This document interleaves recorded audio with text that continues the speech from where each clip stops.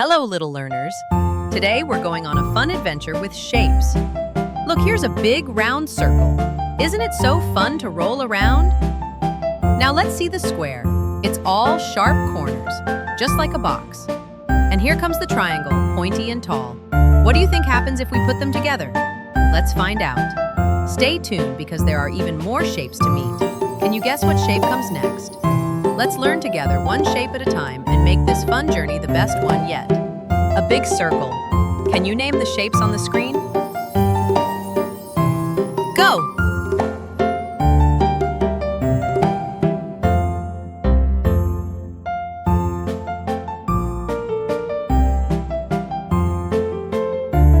Yes, you got it. Pretty and sparkly.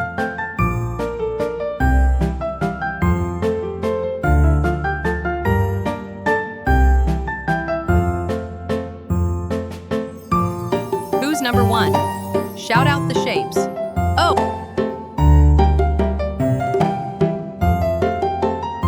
Oh, I see you, superstar.